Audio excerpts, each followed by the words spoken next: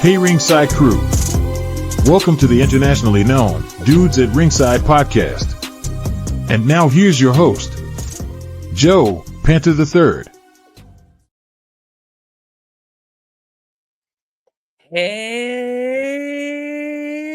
Hello there, wrestling fans, and welcome to another episode of the internationally known Dudes at Ringside Podcast. I am Joe Panther III, the podcast international champion. Yes, and today, Ringside crew, you are in for a treat. You, of course, saw Goldie, Goldie the Golden Child. But today I have a young lady that is absolutely blazing a trail for herself on the independent wrestling scene here in the United States. Introduce yourself to my internationally known audience. What an intro already. My name is Brooklyn Barrett. I'm from Mobile, Alabama. I'm 20 years old, and I'm really excited to be here. Thank you. Awesome, Brooklyn. Awesome. So, who trained you? Right now, I would say the bulk of my training comes from Ray Fury, Kachi, and Lucha Lacora. Awesome. So yeah.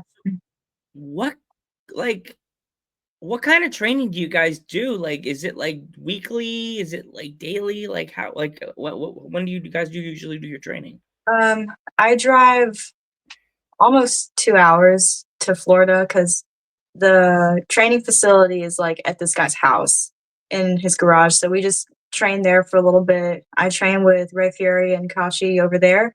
And then like a mentor type is Lucha Lacora. So on the road and stuff, he tells me, he just gives me advice and stuff I should be doing and how to get better and stuff. And then we get in the ring before shows sometimes too. So awesome. So I'm 41. I learned about, watching wrestling through groups of people. How did you find your school? Okay, so my school pretty much came from connections because there's no advertising for it. It's just some guy's house.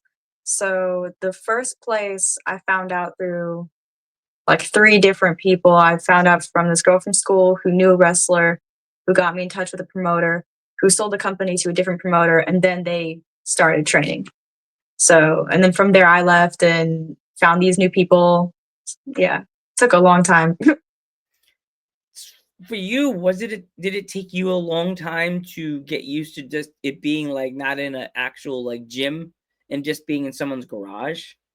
Not really. I kind of like how because it is structured like a class, but since it's so small, we can go in the ring and do whatever we want to and just practice, train, do stuff like that. So it's not like we have to wait on a lot of people or anything, but yeah, we just get in and we practice as much as we can. Awesome. So explain more about your about you and like the your character. Like, where did she come from? Did you where'd you come up with this character idea of her? Like, where did it come from? Um, I'm not gonna lie, I came up with the look before I came up with the personality. I would say it took a long time, and I'm still working on figuring out like the personality stuff now. But a lot of people, if they dress more darker, more goth, emo, alternative, they have a very specific look. And I try to like blend the line between like glam and then like a darker look like that. Just because I haven't seen that much of it. I'm not saying I'm the only one, but yeah, I definitely came up with the look before I came up with anything else. And then personality wise, I wanted like kind of dry humor, sarcastic, just rude, Mhm. passive aggressive, mean. I could be out there aggressive, but I wanted a lot more like passive, almost like Homelander from The Boys, Yeah. just with no power, and like somebody who looks like a 15-year-old girl did it. So where'd you get like your move set from? I see you doing like a lot of Hurricane Ranas and Mhm. like, I call them flippy dudes because I'm old school. Like, where do you get your move set from? Like, what wrestlers do you take like inspiration from? Ooh, I would say I do a lot of like the smaller people moves, but I don't love technical stuff. I don't love grounded stuff. I can do it sometimes during my matches, but I do prefer the more like high flying or fast pace evasion type moves just because I'm smaller. It doesn't look right if I do anything else, in my opinion. So yeah, and then the influence definitely comes from like I used to watch AJ Lee and Paige a lot, so definitely those two. Now I watch people from Stardom, and then Ray Fury and Lucha Lacora are both luchadors. So there's a lot more like flippy influences. I guess you're gonna start using the word flippy doos now. Yeah. Joe Panther said flippy doos. That word sounds cool. I'm mute. It works perfectly. I don't know what else to call it because it's not lucha specifically. It's just kind of it's in between. It's flippy Your stuff. coach is gonna be like, this guy Joe Panther sounds funny. He makes up words. Yep, flippy doos. Yeah. It's a flippy. So you flippy and then you do. It's close enough. It works. So, is there any like indie wrestlers on the scene right now that you would like to wrestle with when you haven't had a chance to work with? Ooh. On the scene right now, I don't know. I like intergender matches and I like hardcore matches, so I would love to have like a feud that ends up intergender and then ends up hardcore. But a lot of like the names in the area I was actually able to work with in some way already, but I would say like a bigger name, if she still does indie stuff, is probably Zeta Steel. Ooh, okay. I think that'd be fun. I met her. Mhm. I met I her. think I She's saw actually, her during the intro. yeah. I was worried the first time I met her, she was a heel, and she came out. I was like, we take a picture, and she was like, And then I went to PPW, and I guess she recognized me, and I said, I'm sorry. I didn't mean to make me come off weird. And she was like, you're fine. And I was like, I guess it's before I had Goldie, so like I was knowing nothing to go. Heel, want to hold the belt? Want to hold the baby? But you have more wins than I do, and no one's touched you yet. You know that, right? She nodded. My friend's like, she's a girl. She's a girl, and she's shiny, and she's cute, and she likes to wear nice. She has a fancy outfit. Yeah, she's very pretty. Yeah, she has. She said thank you. Yeah, and she's a heel, so she goes, I know. She's fancy. She's not fancy. She's fancy. She's fancy. She just came out of the box today. She's very cocky. She's like, yeah, you said you just got her, right? Yeah, we just got her. She's like, see, even your dad likes me. I'm like anything, okay? Like if you had a steak dinner with a French fries, he'd be like, we're best friends now. here's a glass of wine. Here's your steak, Papa Panther. We're best friends now. She just gave you food. All right, shut up. Is there anywhere else in the country that you would like to wrestle that you haven't been there yet? I kind of want to go up north. Okay. Just general, because like my grandmother lives in Maine, so just doing a bunch of stuff up north. I do want to wrestle in Canada, but that's not the same. So just anywhere around the north. I gotta wrestle in Brooklyn. Yeah, as we were talking, I gotta wrestle in Brooklyn. You gotta go to Brooklyn. Brooklyn has to be in Brooklyn. It'd be weird if I didn't do that. There's at least one day. There's a promotion I know of. They're called Warriors of Wrestling. They wrestle in Brooklyn a lot. So, and they have a women's title, so you could accidentally win the belt that night and be like, Brooklyn is in Brooklyn, and hopefully or go, Brooklyn, I did it. Brooklyn, I did it. Yeah. Hopefully they don't boo you out the building. Like, so even if they do, I'd be like, whoa, people, Brooklyn, whoa, where'd that come from? Brooklyn? Let's go into like your outfit. Where do you get some of your inspirations? Who makes your gear? The inspiration, I would say, I just drew up a lot of drawings and stuff, and then I sent it to a real designer who could actually put what I wanted into one design, because I just kind of picked a bunch of things I liked and put them together. So this person made everything a lot more cohesive. But I did like AJ Lee a lot. She was my favorite growing up. So I wanted like her Converse shoes that she would always skip to the ring wearing. But I wanted to wrestle in actual like either shooter shoes or boots. So I picked the shooter shoes and then I had her shoelaces going up the entire thing. So that's a big inspiration. And then I just like the idea of all the straps going everywhere. So I just picked that silhouette and made everything happen.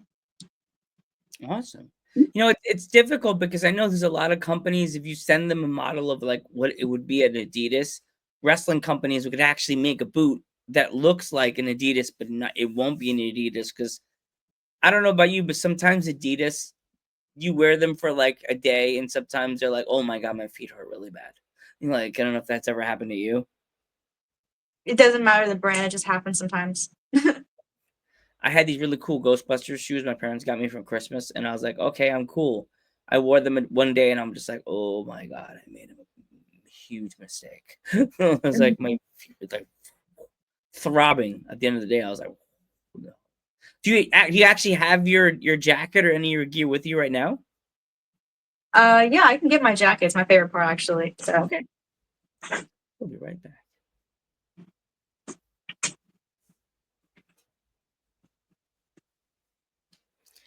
Yeah, Vance. This is now. Oh, here we go. Yeah, it's huge. It weighs like 8 pounds. Whoa. I think, and I'm not exaggerating, I tried to take it through airport security, and it doesn't want to go. So this is, you can't even see it, but this is the jacket. These are the sleeves. Oh, yeah, I could see why. Yeah, the Yeah, spikes. and the spikes on the shoulders, too. What did you Put it do? on. Did you leave the airport and put it back in the car? Hmm? What did you do? Did you walk off the line and go back into the car? No, we did end up taking it through because it's not a weapon. It just looks crazy. It's very heavy. So they took it out and then looked at it and were like, okay, I guess. I So would have yeah. been crying, like, not Mom. I gotta go back to the car and leave my possession because they're mean. Yeah. So when it comes to like, I know people have certain traditions before they go to the curtain. Do you have any special traditions or like any like things you do before you go to the curtain? Yeah. I have a weird one, but nobody knows about it. So it's fun that you asked. But Should I I have mute to. the microphone so you don't spoil it for the Huh? whole world? No, you're good. I have to cross my fingers on my right hand a certain number of times, or something bad will happen. Did But you yeah, do I that have. before you came on screen today? Huh? Did you do that before you came on screen today? Every time I actually go out and wrestle. So yeah, when I go out and I wrestle, I have to I usually pace around. I have to just cross my fingers this amount of times on my right hand. I'm usually getting ready, going to my match, and then I have to do that. So Do you have any fun stories from the ring? you mean like in the ring or just in wrestling in general? Or just like from a match, like any of your matches you've had? I wrestled my friend, his name is Breslin, and he told me, he was like, there's a trash bag and I need you to take out this trash bag in the middle of the match. I didn't know what was in it, but he wouldn't tell me and he wouldn't let me check. So I dumped out the trash can, jumped the trash bag, and I have it with me. This little guy came out. Look at that That's guy. it. Yeah, so I didn't know what to do with it. So I suplexed him onto it and everything. It worked fine. But yeah, that was one. He just told me to do that. And then after the match, he kind of slid it towards me and said Merry Christmas. So I have this guy from that match. Did you name him? My friend named it, actually. She's named it Samantha, but it's spelled with an L. So it's spelled like salmon, like Samantha, which I think is disgusting, but I didn't name it. So. Samantha. Yeah. I would call it like I would say Larry or like John, or give it like a goofy name like Michael. Like, what's up, Yeah. Michael? Because he has like that look, like one of those. Here we go. One of those fans that would approach your table at a show that says, "How much for an autograph?" Like, Yeah. okay, Michael. Okay, Steve. You'll call him Steve. Steve. Hey, Yeah. call him Steve. Hey, Steve. What's up, Yeah, Steve? Steve works. I How like much Steve. for how much for a combo? What do you Huh? mean? Oh, no, that's what Steve would say. How much for a Yeah. combo? Yeah. Would you, That's what I'm up. like you said hardcore match before. Like, is there ever a level of like hardcore that you will never go, you don't want to go to if a promoter says, okay, we're gonna go here tonight? I have a hard time saying no, unless it just doesn't make sense at all. Um, as long as it makes sense, I'll pretty much do whatever. Like if I'm getting if I'm working with somebody safe, I'm getting paid, and this thing makes sense in whatever story we're doing, I'll pretty much be down. I don't like the idea of like glass or light tubes Mm. because you can't take it out of your skin. Because like thumbtacks, I'll take, I don't care, but like you pull it out. But if it's glass, your skin's gonna get swollen around it. You have to like pop it out, which I don't want to do. Yeah. um, I mean that's a yeah, no for mhm. me also. I'm not I'm just a saying I'm not saying I'll never do, but it's the same light tubes. The poison will get in the air, and then yeah. you have the same problem with the glass. So it's like I'd rather not. I'd rather do something else. But if I show up and like it's escalating to that point, which I doubt I'll ever be in a match where it escalates to that point, and somebody says that I should do this. But yeah, those are some iffy on. But yeah, and you never know. Yeah, I never want to see one of my guests get injured or like get hurt. It would be scary to like, see it here. I'm gonna be out for like 5 weeks, guys. I did a match and got hurt really bad. Have you ever Mhm. bled during a match yet? Um, visibly. Oh, okay. No, oh, I guess you had a moment that you didn't see the blood, but you felt the blood, I guess. Yeah, I've had a few because hmm, I took skewers 2 times and I was bleeding, but it didn't drip because it didn't. And then I took staples, What? but they didn't bleed that much either. So I don't know. And everything else, it was just like maybe a scrape or something. So it's like I've never gotten a visible amount of blood in a match. Mm. I actually, my dad is like, my dad's the son of the Panther. That's why I'm part 3 and he's part 2. I showed him videos with the skewer things. How do you prepare for that? Like with the skewer stuff? Like, what is there? Do you have to prepare yourself to get skewered in the forehead like a piece of chicken? Um, I that doesn't really scare me as much as other things. So, yeah, I remember the first time I got skewered, I actually bought the skewers. So, yeah, it really depends on the other person and what technique they do and how they put the skewers in your head and stuff. But yeah, because you don't usually leave them there; you just take them out immediately. So, however you react is yeah, just take them out after. I've seen the one person that just puts them all in like a freaking mohawk, like frack. Mhm. I'm like, and then they just let go, and it's just like dangling there like the front of a '90s mohawk. It's just like looks like are they trying to call the aliens? It's like they're all just dangling there. I'm like, but like you said, you didn't like visibly bleed. Mhm. That's to me. I would be like bleeding everywhere like a freaking cut pig. like oh, also because I'm bald, you would see it like like gone. But let's go on to after the show. Where is that like? What kind of food are you like? Is your fancy like? What's your favorite foods after a show? Ooh. Um, I like. Well, I'll just go wherever is open. If I'm being completely honest, but my favorite is probably like a burger. I want a burger or like a fried chicken something after a match. We usually get Taco Bell just Ooh, because I'm with people who like Taco Bell, so we just go there. But if it's just me alone driving, I'll get um whatever fast food burger. Hopefully, like a sweet drink to go with it and like a lot of water. It's my favorite, and I like to eat it when I drive. so yeah, you driving and eating, driving Yep. and eating. I'm great. You better, girl. I hope you, Brooklyn. I hope you had tons of napkins in that car because whatever burger you getting, it's not going to be a easy sailing. You'll be like, whoa, No, hands are slipping. it never is. But I never learned, so If you could have your own like menu from any restaurant that you like, a Taco Bell or like a burger joint, like what burger joint would you want the Brooklyn menu? Like your menu. Like, if they had like, it would be like the Joe Panther and like it would say blah blah blah blah. Like, what like what would be your order if they had a Brooklyn like your like meal? ooh, okay. Burger.